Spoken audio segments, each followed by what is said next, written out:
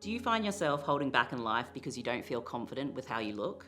Are you tired of trying to change yourself to fit in with society's standards of beauty? If you've said yes to any of these questions, don't worry, I want you to take a deep breath and relax. You're exactly where you need to be. I'm Philippa Diedrichs, a world-leading body image expert and professor of psychology at the Centre for Appearance Research. I'm going to be guiding you through some tips and exercises to help you heal your relationship with your body and redefine beauty on your own terms. Exercises like the ones we're going to be talking about in this video and in the workbook have been tested with women around the world and have been proven to help them feel more comfortable and at home in their bodies. And I'm confident that you will benefit from these too. Before we dive in, I want you to know that you're not alone. Dove has done some global research and found that 82% of women around the world don't have body confidence. That's huge. We also know from Dove's research that 1 in 2 women are setting New Year's resolutions to change their bodies because they don't like how they look.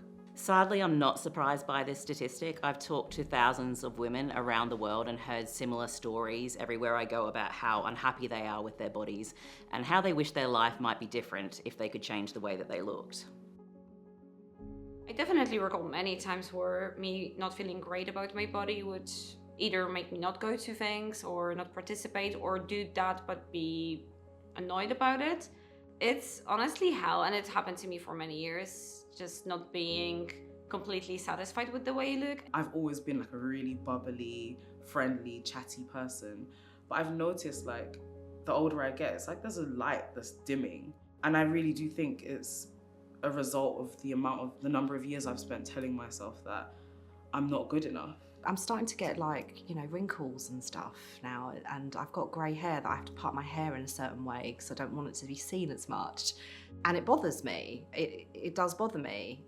Essentially, it's really hard to get the most out of life when you are unhappy with the way that you look. It's really hard to feel confident chairing a meeting at work, feeling motivated to exercise, or even being comfortable and fully in the moment during sex. We're sold the idea that to feel happier about the way that we look, we should change how we look. But what if we could flip the script on that and redefine beauty on our own terms and change our relationship to our bodies instead? Are you ready to redefine beauty on your own terms? Let's get started. One of the first steps to building body confidence is making a commitment to yourself. So I want you to now get your workbook out and start working through the first exercises to do just that.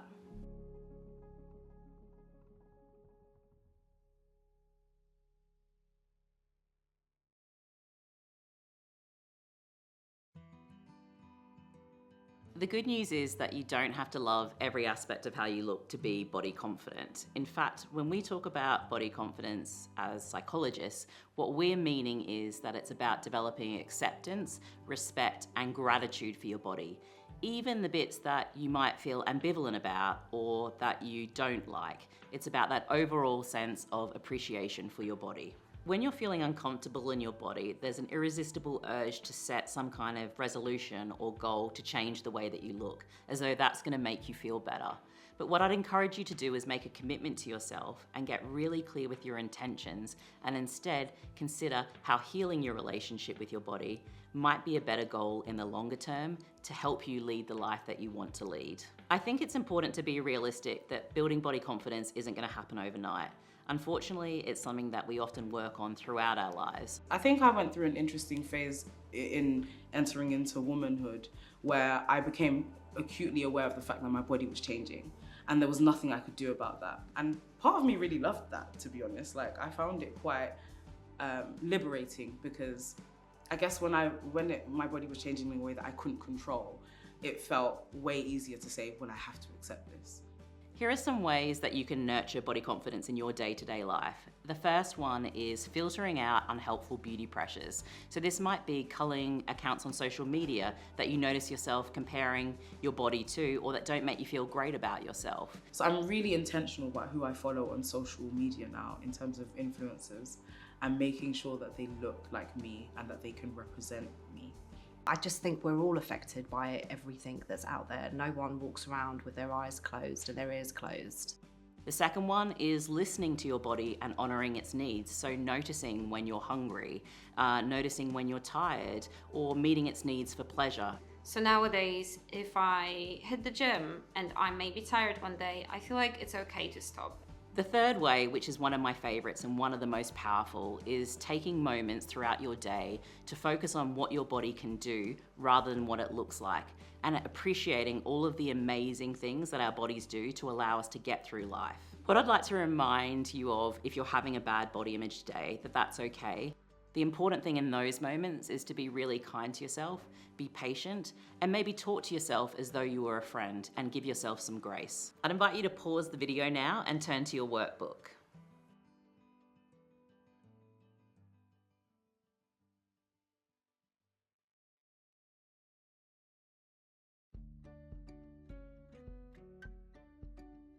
Dove's research around the world has shown that 1 in 3 women would sacrifice a year of their life if it meant they could have the perfect body.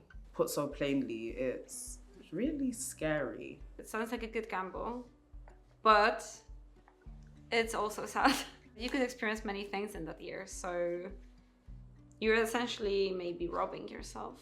Some of the stories I hear are things like women saying they felt pressure from social media to get painful lip fillers repeatedly that are also really expensive.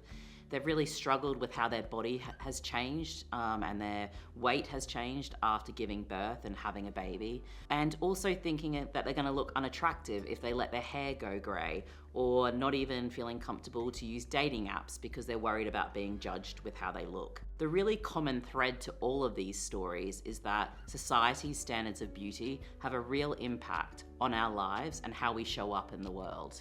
So I'd like you to think about, what does society tell us the perfect woman looks like? Pause. Take a moment to get her in your head. I am seeing a flat stomach, White, straight teeth, curvy hips, perky boobs, nice bum, long hair. long legs. This is a societal idea of beauty that is shaped by culture, gender stereotypes, social media, industry pressures, and the list goes on. You might be wondering, what's the harm in trying to look good if it makes me feel good? But here's the thing, this often has the feel-good factor because we're conforming to society's standards of beauty. And the other thing is, it's often fleeting because there's always going to be a new trend to follow, a new flaw to fix, or a new product to buy. In reality, our bodies are naturally going to change as we go through life and experience all the different life stages that come with it. I'd love you to take a moment to imagine if you redirected all of the time, energy, money, and worry that you spend on your appearance. And then imagine reinvesting that into things in your life that you really value, that you enjoy. I'd invite you to pause the video now and turn to your workbook.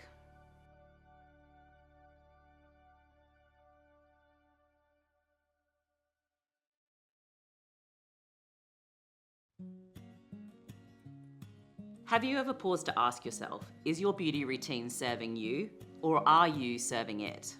A really important distinction to make when thinking about your beauty routine is, what are some of the behaviors and practices that are helpful and which ones are harmful? And when you can make this distinction, it really helps you create a routine that works for you. So unhelpful beauty practices are the ones that feel anxiety driven, or that we're doing it because we need to meet someone else's approval or society's standards. On the other hand, helpful beauty practices, or ones that are enjoyable, they're really about seeing beauty as a form of creativity, self-expression, authenticity. So that might include playing with the way that you look, or it might include sometimes not doing anything to the way that you look and just showing up as you naturally are. The important thing is that it's on your own terms, it feels authentic to you, and it aligns with your values. The decision to get tattoos and consciously pick things about my body that I can change definitely gave me the confidence, and definitely gave me the feeling that I am now living in the body of my choice. I was going to a really big event and I didn't have the energy to wear makeup. And I genuinely toyed with not going. What actually happened was I went, didn't wear not a lick of makeup at all, and I felt so free because I had done that. It was such a freeing experience, and I think that was the beginning of like the place that I'm at now, where I very rarely wear makeup and I often feel very good about how I look. Some really nice example of helpful beauty practices could be hairstyles that reflect your cultural heritage, or clothes that align with your gender expression, or makeup styles that feel really creative and colourful and bring you joy or make you feel powerful, or even skincare routines that soothe dry or itchy skin and make you feel cared for and nourished. I do believe in expressing myself through my clothes. Like, I like colour. It makes me feel happy. I might not wear makeup, but I'll invest in my perfume. I'll invest in my body creams. Like, I want to feel nourished and well moisturized, because that's a version of self-care for me. And that makes me feel more confident showing up into spaces. When you prioritize beauty on your own terms, not only do you unlock an opportunity for creativity and for self-expression, but it's an opportunity to celebrate your identity, get to know who you are, and put that out into the world. I'd invite you to pause the video now and turn to your workbook.